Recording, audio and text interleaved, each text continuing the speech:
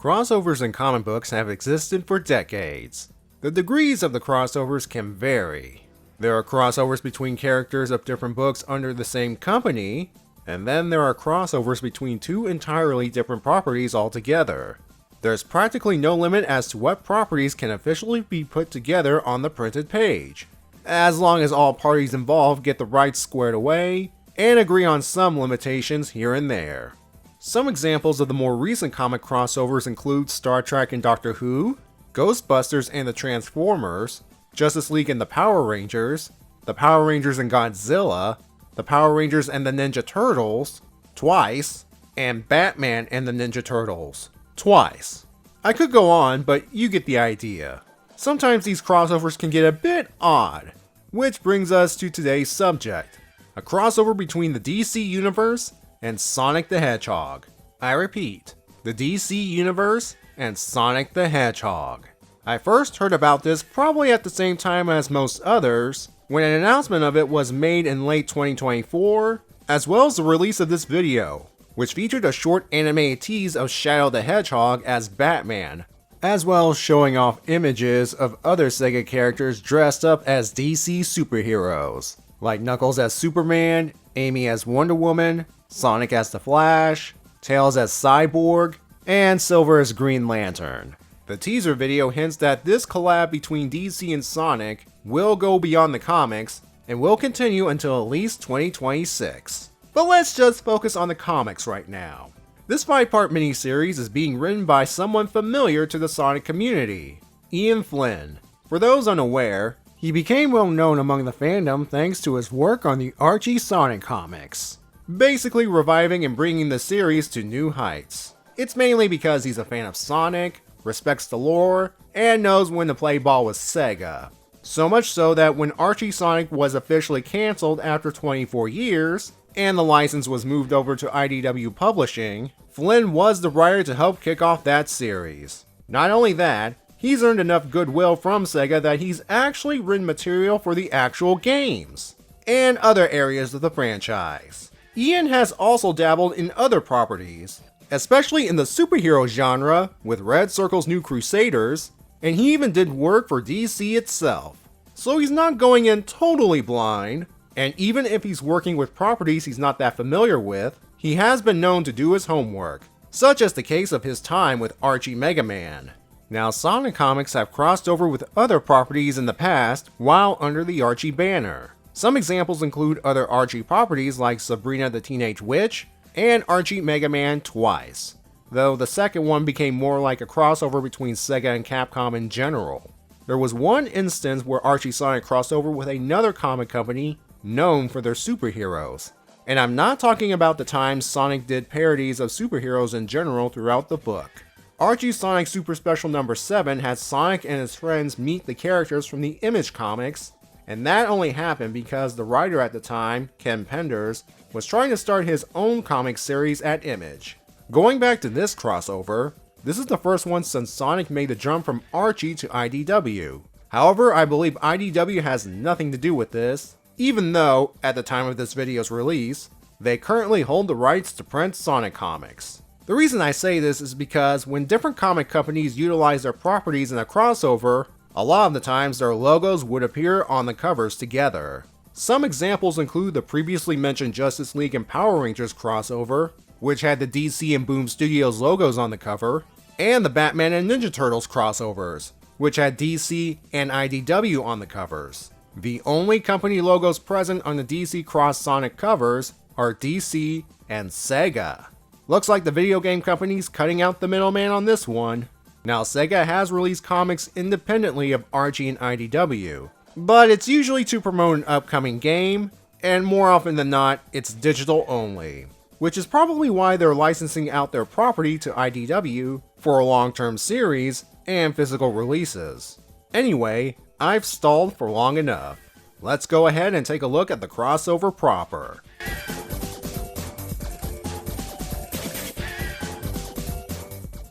Before getting started, I should lay out some things regarding this video. First, there will be spoilers, not just for this comic, but for any DC and Sonic material I may bring up. If future editor me has done his job, then this is just a reminder that the video will be spoiler heavy from this point forward. Second, I'll be approaching this review from the perspective of a Sonic fan. I'm familiar with the DC characters through various adaptations such as animated series and movies, but I'm unfamiliar with the DC comics in general, and had to look some things up. So, for you DC fans that are watching this, I'd like to apologize in advance if I get some facts wrong.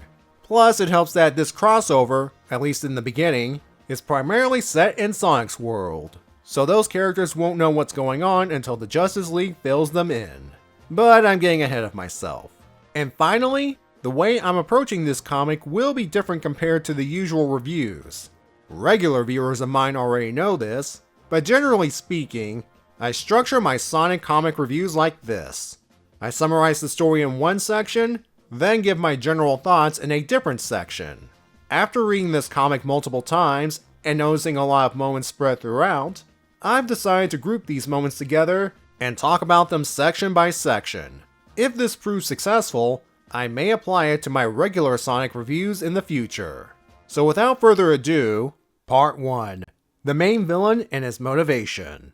The main villain and invader of Sonic's world is Darkseid, ruler of Apocalypse whose goal, well, one of them, is to search for the ever-elusive anti-life equation. What the anti-life equation is has changed depending on who's the writer at the time. But basically, it's a mathematical equation that points out that life is hopeless and freedom and hope are futile concepts. And if one has that equation implanted in their mind, let's just say it'll make it easier for Darkseid to take control of them. In other words, it's the ultimate form of brainwashing. This would make Darkseid's conquest of other worlds a cakewalk, but since he does not have it, he has to invade worlds the old-fashioned way.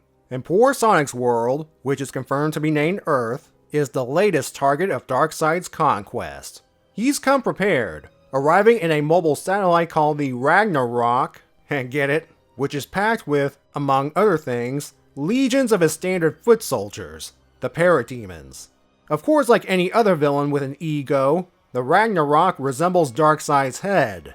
Darkseid's on Sonic's Earth for a specific purpose. He wants the 7 Chaos Emeralds. Of course he does. Practically every villain in Sonic's world, whether it be mad scientists, aliens, or beings that can warp space-time, want them for their own sinister reasons. Why should Darkseid be any different?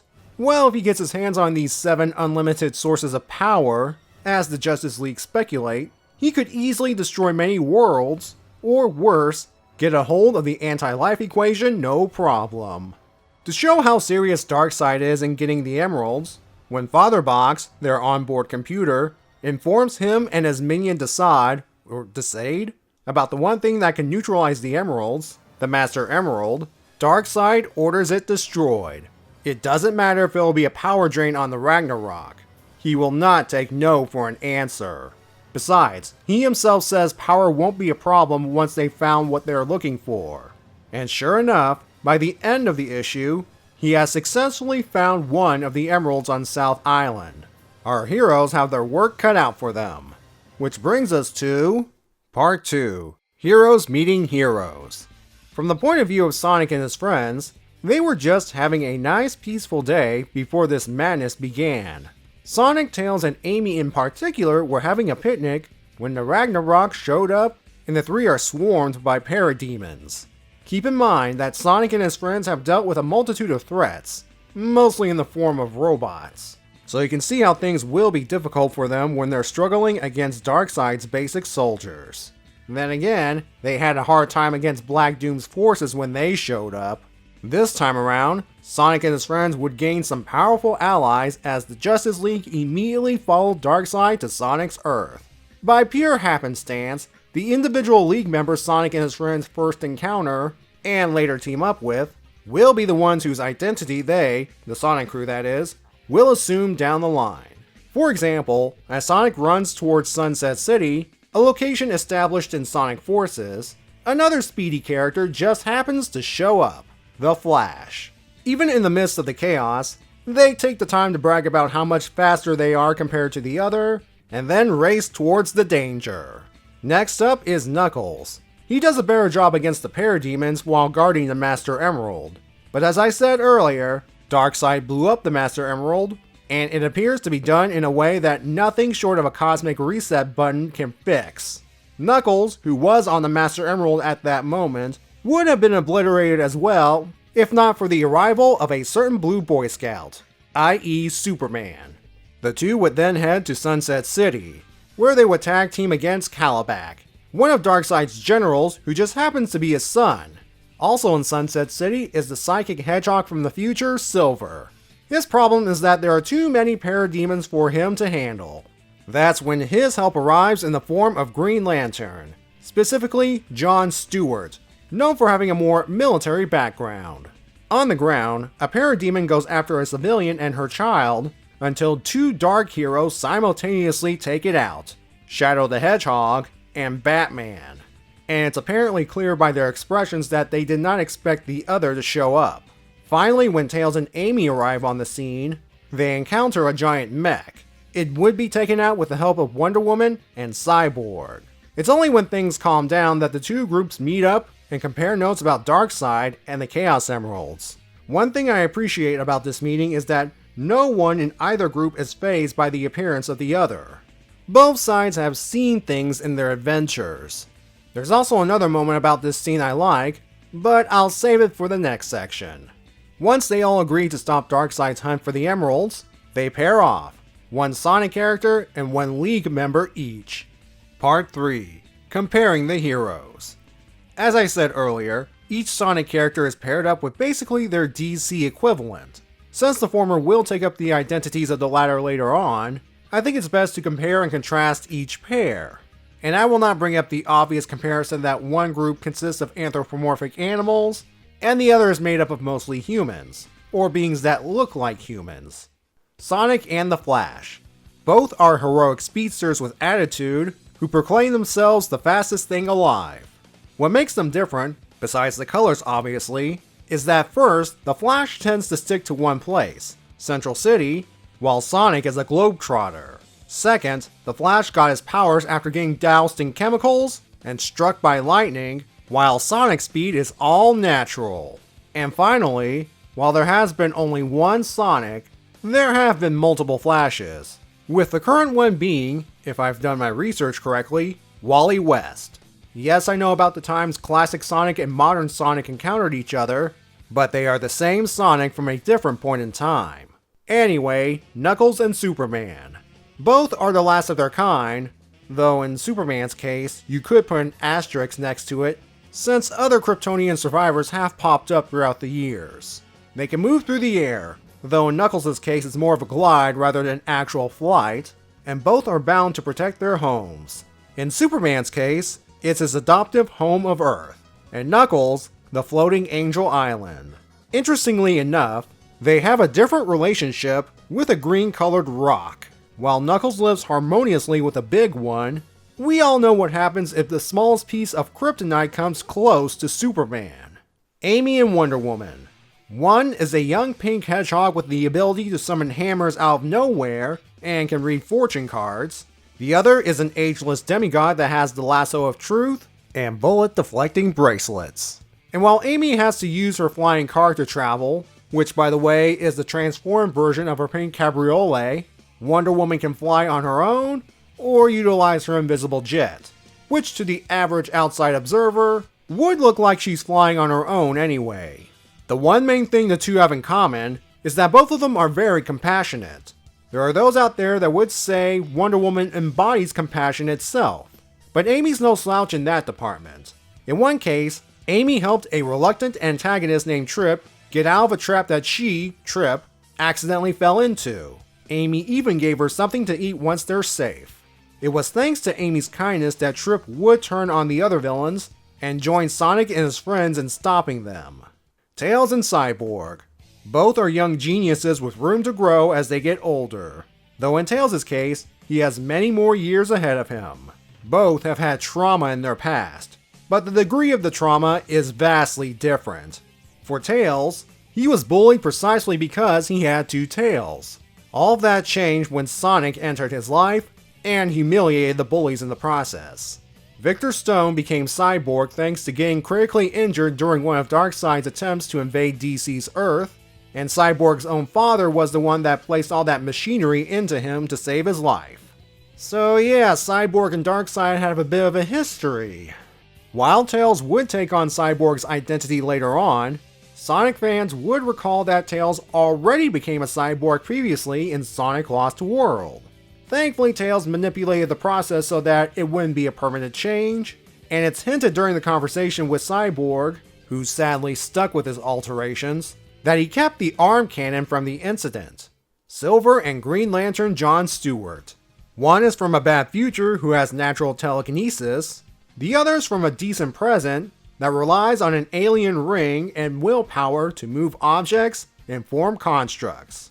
But both are always fighting for a better tomorrow. And last but not least, because we always have to save the best for last, Shadow and Batman. Most, if not all of you, should be familiar with the Dark Knight's tragic backstory and how it pushed him on the path to become who he is now. The Ultimate Lifeform also lost someone he cared about, in this case Maria, during a raid on the space colony Ark, and was unable to prevent it. Though his path to becoming who he is now took a while, thanks to first being manipulated by Maria's vengeful grandfather, Professor Gerald Robotnik, but him remembering Maria's dying words helped kickstart his path to becoming a hero. There were other bumps in the path like a near-death experience, amnesia, and encountering one of the beings responsible for his creation, Black Doom. But after viewing a pre-recorded message made by Professor Gerald and Maria prior to the Ark tragedy, and actually meeting them in person thanks to time travel shenanigans, Shadow does become a hero. And while he would occasionally team up with others, specifically a thief and a robot, he preferred to do things alone. In fact, he almost bailed on the crossover. Batman was able to recognize a kindred spirit in Shadow, and got Maria's tragedy out of him by sharing how he lost his parents. Both by the exact same method, by the way. Batman recognizes that to make sure tragedy like that never happens again, he takes advantage of every asset, including the Justice League, to help keep the world safe, and encourages Shadow to do the same. And Batman's speech works. Shadow's sticking around. I mean, who else is going to become Batman later on? Big the Cat? And besides, we wouldn't get this cool panel of the two showing off their bikes. All of this felt like a lot, and there are some things I didn't even mention at all. But that's kind of the risk when dealing with crossovers. There will be fans of one property who will be unfamiliar with the other, fans of both properties, or the more general audience picking up this book out of curiosity. You need to give them just enough information to get everyone on the same page, without it becoming a massively boring info dump, or holding back too little to say, who's that? What's going on? In this case, I think Ian Flynn does a decent job here. Although, there is the possibility that the DC characters are not from the DC universe, but a DC universe, and their backstories are cherry-picked here and there for the sake of the general audience. For the hardcore fans though, he does something a little extra special for them. Which brings us to Part 4, Easter eggs. This is one of Ian's well-known traits. He likes to sneak in nods and references to previous Sonic material. How well known said material is among the fandom can vary, but I've picked up a few right off the bat. I've already pointed out things like Amy's vehicle, and Tails' arm cannon being from All-Stars Transformed and Lost World respectively, and Shadow and Maria's backstory originating from their debut game, Sonic Adventure 2. And there are more nods to Adventure 2 present in this issue. The whole Master Emerald neutralizing the 7 Chaos Emeralds? That actually happened in the game when Knuckles used the Master Emerald to cancel out the Chaos Emeralds which were powering the space colony Ark and prevent it from falling towards the Earth. Well, momentarily that is. Brief side note, if you're wondering why Darkseid never considered taking the Master Emerald in the first place, along with acquiring the Chaos Emeralds, in-universe, he probably didn't want to take the chance. Plus, Father Boggs did not mention the fact that the Master Emerald can also be used as a power source. Speaking of Darkseid, when he acquires his first Chaos Emerald, he says the exact same line as Shadow when he got the Green Emerald in Sonic Adventure 2. It all starts with this. A jewel containing the ultimate power. and when Sonic confirms to the Flash that his powers are natural, he says this line from the game before his climactic fight with Shadow. What are you anyway?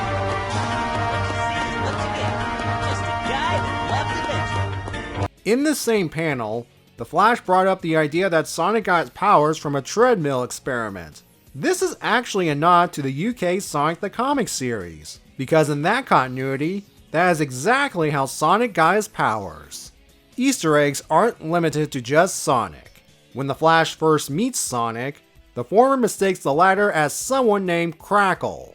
Crackle is a being from the DC universe that's made up of radio frequencies, and at first glance, he kinda looks like Sonic. So I don't blame the Flash for making that mistake. I'm sure there are more Easter eggs from Sonic and DC that I've probably missed.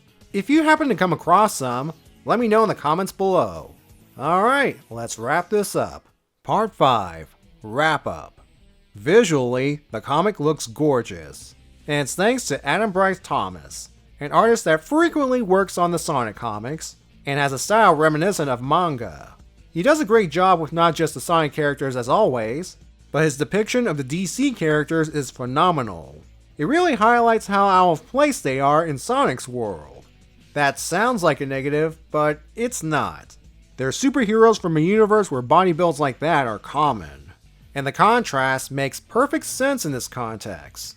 What doesn't contrast are the colors, which are done by colorist Matt Herms, another veteran of the Sonic comics.